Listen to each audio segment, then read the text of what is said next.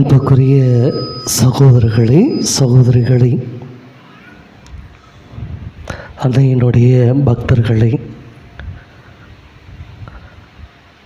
ஒரு நாள் ஒரு 3 நண்பர்கள் ஒரு நண்பருடைய வீட்டுக்கு வராங்க. அப்போது அவர்கள் காரில் பயணம் செய்து கொண்டு வந்திருக்கார்கள். காரில் கீழே வந்து கார் நிற்கின்றது. நின்றவுடனே அந்த நண்பர் தன்னுடைய வீட்டிற்கு அழைத்து செல்கிறார். அந்த வீடு பார்த்திங்கன்னா 100வது மாடியில் இருக்குது. 3 நண்பர்களும் போகிறாங்க. லிஃப்ட்டை ஆன் பண்ணுறாங்க. லிஃப்ட்டு வேலை செய்யலை. லிஃப்ட்டு வேலை செய்யலைன்னு வந்து அந்த நண்பர்கள் ஒருவரை ஒருவர் பார்த்து கொள்கிறார்கள். என்னடா பண்ணலாம் அப்படின்னு சொல்லிட்டு, சரி வா படிக்கட்டிலேயே நடந்து போகலாம் அப்படின்னு சொல்லிட்டு படிக்கட்டில் நடந்து போகும்போது அவங்களுக்குள்ள ஒரு சோர்வு ஏற்படக்கூடாதுன்றதுக்காக ஒவ்வொருத்தரும் ஒவ்வொரு கதையை சொல்லிகிட்டே போகலாடா அப்படின்னு சொல்கிறாங்க. முதலாவது நபர் சொல்கிறார். கதையை சொல்லிகிட்டே போகும்போது அந்த சிரமம் தாராமல் அப்படியே பாதி மாடி ஏறிட்டாங்க. ஒரு 25 மாடி கடந்துட்டாங்க. 2வது நபர் அப்படியே கதையை சொல்கிறாரு. அப்படியே போக போக போக அது ஒரு 25 மாடியே கடந்து போயிட்டாங்க. அடுத்த நபர் கதையை சொல்கிறாரு. அப்படியே போயிட்டு கடைசியாக அவர் வீடு வந்துருச்சு. சிரமமெல்லாம் மேலே ஏறிட்டாங்க. மேலே ஏறினோந்தி அந்த வீட்டுக்கு சொந்தக்காரன் பையன் இருப்பான் பார்த்தீங்களா, அவன் ஒரு கதை சொல்ல ஆரம்பித்தான். என்னன்னா, வீட்டு சாவி காருக்குள்ளேயே வச்சுட்டு வந்துட்டான் அப்படின்னு.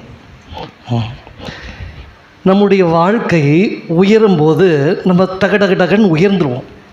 மேலே போகிறது ஈஸியாக போயிடுவோம், சலிப்பு இல்லாமல் போயிடுவோம். ஆனால் வாழ்க்கை அப்படி இல்லை. வாழ்க்கை எல்லாத்துக்கும் எதிர்பார்த்த மாதிரியே நடக்காது. நம்ம பல கனவுகளை வச்சுருப்போம் நம்ம வாழ்க்கை குறித்து. என் வாழ்க்கை இப்படி இருக்கணும், என்னுடைய குழந்தைகள் இப்படி படிக்கணும், இந்த மாதிரி ஒரு வேலைக்கு போகணும், நான் செய்கிற தொழில் நல்ல முறையில் இருக்கணும் அப்படின்னு ஏராளமான கனவுகளோடு தான் நம்முடைய வாழ்க்கை ஒவ்வொரு நாளும் சலுப்பு தட்டாமல் போயிட்டே இருக்கும். ஆனால் எதிர்பாராத விதமாக நம்ம என்ன பண்ணுவோம்னா, எங்கேயோ ஒரு தவறு செஞ்சுடுவோம். தவறு செஞ்சுட்டு நம்ம எல்லாம் போய் ஒரு உயரத்தில் நிற்கின்ற போது, அந்த தவறு நடக்கின்ற போது வாழ்க்கையில் ஒரு அடி. அப்போ பாருங்கள், நம்மளுக்கு இந்த சாவி காணாமல், சாவி கீழே இருந்ததுன்னு சொன்ன பார்த்தீங்களா, அந்த மீண்டும் அந்த சாவியை நம்ம எடுத்துகிட்டு போனால் தான் அந்த கதவை திறக்க முடியும். போகும்போது எல்லோரும் ஏறிட்டோம், இப்படியோ சலுப்பு தெரியாமல் ஏறிட்டோம். ஆனால் கீழே இறங்கி வரணும் அப்படின்னா அதுக்கு இறங்கி வருவதற்கு நிறைய பேர் தயாராக இருக்க மாட்டோம். அந்த இறங்கி வந்தால் மீண்டும் நான் எழுந்து போகணும், அது ரொம்ப கஷ்டமான ஒரு காரியம். என்னோடு யாராவது வருவாங்களா? போகும்போது கதை சொல்லிகிட்டே போயிட்டாங்க. அவங்களுக்கு கால் வலிக்கும், சோர்வாக இருக்கும், மீண்டும் இறங்கி வர மாட்டாங்க. ஆனால் நம்ம தான் இறங்கி போய் ஆகணும் அப்படின்னும் போது உதவிக்கு யாருமே இருக்க மாட்டார்கள். அதே போன்று தான் ஆண்டவர் இயேசுடைய வாழ்க்கையை பாருங்கள். நிறைய மனிதர்களை அவர் சந்திக்கிறார். யாரெல்லாம் சந்தித்தார் பார்த்திங்கன்னா, நோயினால் பாதிக்கப்பட்ட மனுஷன், சமுதாயத்தால் புறக்கணிக்கப்பட்டவர்கள், பாவிகள், ஏழைகள், அனாதைகள் எல்லாரையும் சந்தித்தார். இவர்கள் எல்லாம் பாருங்கள், ஆரம்பத்திலிருந்தே அப்படிப்பட்ட மனிதர்கள் அல்ல. நான் சொன்ன பார்த்தீங்களா முன்னாடி, எல்லாம் உயரத்தில் போய் இருந்த மனிதர்கள் ஏதாவது ஒரு கட்டம், ஏதாவது ஒரு சூழ்நிலை, குடும்பத்தில் ஏதாவது பிரச்சனைகள் காரணமாக இறங்கி வரப்பட்டவர்கள். அதுக்கு மேலே அவர்களால் ஏறி போக முடியல. எங்கே போகிறது, எப்படி போகிறது, என்னுடைய மனசோர்வு என்னை மேலே ஏற விட மாட்டேங்குதுன்னு சொல்லிட்டு அப்படியே சுற்றிக்கிட்டு இருக்காங்க. அந்த மனசோர்வோட சொந்த பந்தங்கள் மனசோர்வை கொடுக்கின்றார்கள். நம்மளுக்கு தான் தெரியுமே, நமக்கு ஒரு கஷ்டம் அப்படின்னு நம்ம சொந்தக்காரர்கிட்ட போய், எனக்கு கொஞ்சம் கஷ்டமாக இருக்குது, ஏதாவது உங்களால் உதவி செய்ய முடியுமா, ஒரு 10,000 ரூபா கடன் கொடுக்க முடியுமா அப்படின்னு கேட்டால் என்ன சொல்லுவோம்? அட, கொஞ்ச நேரத்துக்கு முன்னாடி வந்துருக்கக்கூடாதா, இப்போ தான் கொடுத்தண்டா, ஐயோ சங்கடமாக இருக்குதே அப்படின்ற அந்த வார்த்தைகள் தான் நம்ம நிறைய கேட்டிருப்போம். நம்ம எந்த உதவிகள் கேட்க போனாலும் ஒன்று அவர்களுடைய வாசல் கதவு அடைக்கப்படும், ஒன்று கதைகளுக்கு ஏதாவது சொல்லப்படும். இதுதான் நம்முடைய உறவுகள். ஆனால் ஆண்டவர் இயேசு பாருங்கள், இப்படிப்பட்ட ஒரு சமுதாயத்தில் வாழ்ந்த அந்த மக்களை சந்திக்கிறார். ஒரு உதாரணத்துக்கு சொல்லணும் அப்படின்னா, ஆண்டவர் இயேசு மழைப்பொழிவை முடிச்சுட்டு அப்படியே மலையிலேருந்து கீழே இறங்கி வருவார். கீழே இறங்கி வந்த உடனே நிறைய கூட்டம் அப்படி இயேசுவை பார்ப்பதற்கு சூழ்ந்திருப்பார்கள். அதில் யாருன்னு பார்த்திங்கன்னா படித்த மேதாவிகள் இருந்தாங்க, அனாதைகள் இருந்தாங்க, குருடர்கள், அப்பாவிகள் எல்லாமே அவரை சூழ்ந்து நின்றுட்டு இருந்தாங்க. எதுக்கு அப்படின்னா அவர் ஏதாவது சொல்லுவார், நம்ம வாழ்க்கை மாறும். அவர் அந்த கூட்டத்தில் போய் நம்ம தொடுவோம், அவர் நம்மை தொடுவார், சுகமாகும் அப்படின்னு சொல்லிட்டு எல்லாருமே அங்கே நின்றுட்டுருக்காங்க. அந்த இடத்துல பாருங்கள், ஒரு முகம் சுளிக்கிற ஒரு நிகழ்வு நடக்குது. இப்படி நம்ம எல்லாம் சூழ்ந்து உட்காந்துட்ருக்கோம். இடையில் ஒரு மனுஷன் வரான். அந்த மனுஷன் எப்படி வரான்? தொழுநோய் பிடிச்சி வரான். நம்மளே எப்படி என்னத்து பண்ணுவோம், அட என்னடா இவன் இங்கே வரான் அப்படின்னு சொல்லிட்டு எல்லாம் எந்திரிச்சு ஒரு சிலர் என்ன துரத்துவோம், எல்லாம் போடானுமோ, இல்லை முக சுளிப்போம், மூக்கை பொத்துவோம். இப்படிப்பட்ட ஒரு சூழ்நிலையில் அவன் இயேசுக்கிட்ட வரான் பாருங்கள். எந்த ஒரு நம்பிக்கையில் வரான்? அதாவது தொழுநோயாளனுடைய நிழல் பட்டால் கூட அந்த பொருளை எரித்துடணும். அதுதான் யூதர்களுடைய சட்டம். அங்கே எத்தனை பேர்த்தோடைய மேலே நிழல் பட்டிருக்கும், அது அத்தனையும் பயப்படாமல் நான் தொழுநோயாளன் வரேன் என்று சொல்லி கொண்டு வரணும். அதையும் அவன் தவிர்த்து விட்டு ஆண்டவரை மட்டும் குறியாக வச்சு வரான் பாருங்கள். என்னுடைய வாழ்க்கை மாறப்போகிறது. அவனுக்கு வாழ்க்கையே இல்லைங்க. அவனுக்கு வாழ்க்கை இருக்குன்னு நினச்சி பார்ப்பானா? வாழ்க்கையே இல்லை. ஏன்னா நோய் வந்துருச்சு அப்படின்னாவே அந்த நோய் உடலில் இருக்கும். அது தொழுநோய் அப்படின்றது ஒரு குணப்படுத்த முடியாத நோய். அந்த மனுஷங்கிட்ட நம்பிக்கை இருந்திருக்குமா? இருந்தங்காட்டி தான் அவன் வந்தான் பாருங்கள். ஏன்னா அவனுடைய வாழ்க்கை எப்படிப்பட்டது? குடும்பம் ஒதுக்கி வச்சிருச்சு, சமுதாயம் ஒதுக்கி வச்சிருச்சு, சாமி கும்பிடலான்னு போனால் அந்த மதமும் ஒதுக்கி வச்சிருச்சு. எல்லாம் ஒரு ஓரத்தில் கொண்டு போய் அவனை வச்சுருக்கான். ஆனால் அந்த நிலையிலும் ஒரு சின்ன நம்பிக்கையோடு அந்த மனுஷன் வரான். என்னை படைத்த தேவன் எனக்கு வாழ்க்கையை கொடுப்பார், என்னை மாற்றி காட்டுவார், எனக்கு சந்தோஷத்தை கொடுப்பார். யார் கைவிட்டாலும் பரவாயில்ல, என்னை படைத்த தேவன் என்னை கைவிட மாட்டார் அப்படின்னு சொல்லிட்டு வரான் பாருங்கள். யார் என்னமோ சொல்லிட்டு போகிறாங்க, யார் எச்ச துப்பினாலும் பரவாயில்ல, யார் முகம் சுழிச்சாலும் பரவாயில்ல, என்னை படைத்த தேவன் என் வாழ்க்கையை மாற்றி கொடுப்பார் அப்படின்னு வரான் பாருங்கள். வந்த உடனே எல்லா கூட்டமும் நகருது. அவனும் ஆண்டவரும் மட்டும் பேசுகிறாங்க, ஆண்டவரே என்னை பார். அந்த மனுஷன் எவ்வளவு அழுதுருப்பான் மனசுக்குள்ளே. கொஞ்சம் நெஞ்சல்ல, நிறைய அழுதுருப்பான். சொல்ல முடியாது அவனோட வார்த்தையால். ஏன்னா அவ்வளவு அசிங்கங்களை சுமந்து கொண்டு வந்திருக்கிறான். பேச பேச அவனுடைய அசிங்கங்கள் தான் ஞாபகம் வருது. அவன் கண்ணாடி பார்த்துருந்தான், அவனுடைய முகத்தை பார்த்தது எத்தனை அருகருப்பு பட்டிருப்பாங்க. பார்க்குறவன்லாம் சொல்லியிருப்பான், பேசுகிறவன்லாம் சொல்லியிருப்பான், தன்னைத்தானே சொல்லியிருப்பான் தொல்நோய் அப்படின்னு சொல்லிட்டு.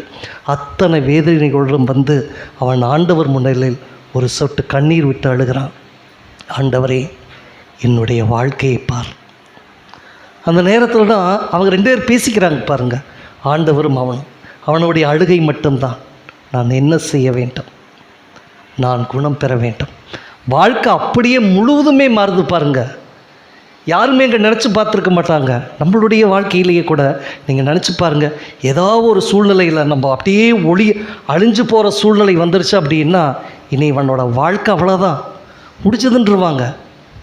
அவனுக்கு அவங்ககிட்ட போய் என்ன காரியம் ஆக போகுது, அவன் வாழ்க்கை முடிஞ்சது அப்படின்னு சொல்லி போயிருக்கிற சூழ்நிலையில் அவனை தூக்கி விடுகிற தேவன் தான் ஆண்டவர். அங்கே தூக்கி விடுறார் பாருங்கள். நினச்சே பார்க்கல யாருமே அவன் வாழ்க்கை அப்படி மாறும்னு. அங்கேருந்த குருக்களும் நினைக்கல, அங்கேருந்து அவனுடைய சொந்தக்காரரும் நினச்சிருக்க மாட்டாங்க, குடும்பத்தார் நினச்சிருக்க மாட்டாங்க. யாருமே நினைக்காத ஒரு வாழ்க்கையை அந்த இடத்தில் இயேசு அவனுக்கு கொடுக்குறார். இதையே தான் அன்னை வழியாகவும் செய்கிறார். அன்னை மரியாளுடைய வாழ்க்கை பாருங்கள். அந்த சீடர்கள் 3 ஆண்டு காலமாக இயேசுவோடு இருந்தார்கள். எல்லாத்தையுமே பார்த்தாங்க.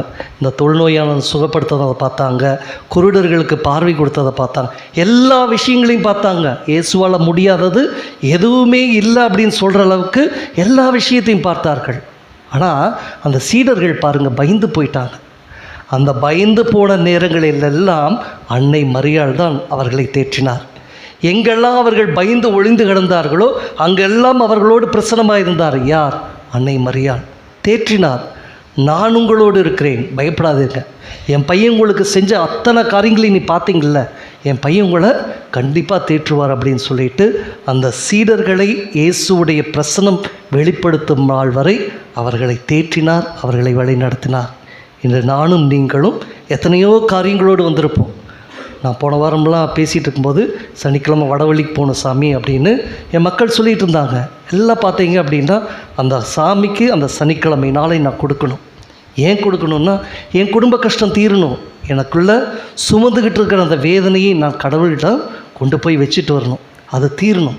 பாருங்கள், எத்தனை காரியங்கள் நம்முடைய வாழ்க்கையில் சொல்ல மாட்டோம். ஏன் சொன்னோம்னா நம்மளுக்கு அசிங்கம். ஏன்னா நம்ம வாழ்க்கையில் நம்ம மனசுக்கிட்ட தான் நம்ம நிறைய நேரம் பேசிக்குவோம். என் வாழ்க்கையில் இப்படி இருக்குது, கடன் பிரச்சனை இருக்குது, குடும்ப கஷ்டம் இருக்குது, கனவு இப்படி, தொழில் இப்படி அப்படின்னு ஏராளமான விஷயங்களை நாம் சொல்லி கொண்டு இருப்போம். நம்முடைய அழுகை எல்லாம் கடவுள் கேட்டுக்கொண்டு இருக்கிறார். விடுதலை பயண நூல் அழகாக சொல்லுது பாருங்கள்.